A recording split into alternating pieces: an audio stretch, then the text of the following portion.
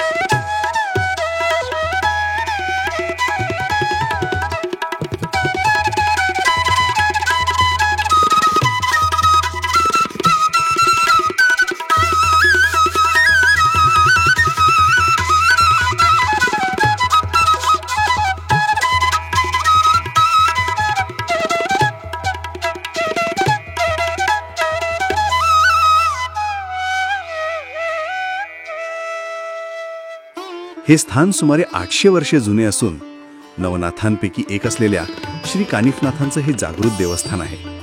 पण या मंदिराचं खरं आकर्षण आणि रहस्य दडले त्याच्या प्रवेशद्वाराच्या पद्धतीत. इथे आत जाण्यासाठी दरवाजा नाही, तर आहे अवघी 1.5 फूट लांबी रुंदीची एक लहानशी भुयारी वाट. गर्भगृहाच्या आत चित्रीकरण करण्यास सक्त मनाई आहे.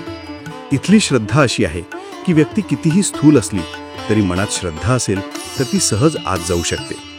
सुरुवातीला हे अशक्य वाटतं, पण हा अनुभव म्हणजे स्वतःच्या मर्यादा ओलांडून श्रद्धेच्या विश्वात प्रवेश करण्यासारखाच आहे. आतमध्ये कानिफनाथांची संजीवन समाधी आहे. दर्शन घेऊन बाहेर येण्याची पद्धतही तितकीच महत्त्वाची आहे. देवाकडे पाय होऊ नयेत याची काटेकोरपणे काळजी घेतली जाते.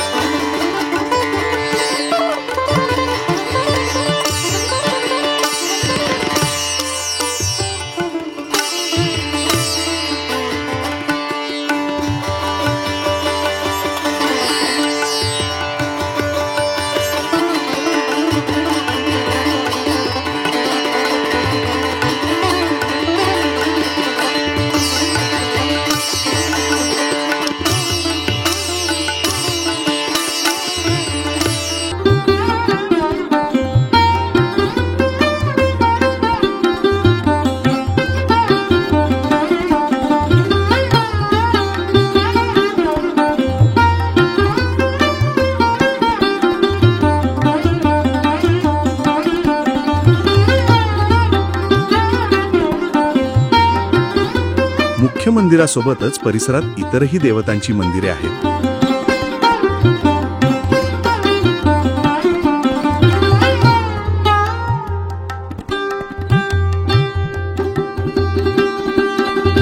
आणि या टेकडीवरून दिसणाऱ्या शहराचं आणि सह्याद्रीच्या रांगांचं दृश्य डोळ्यांचं पारणं फेडतं. दुपारच्या आरतीनंतर इथे महाप्रसादाचीही सोय असते.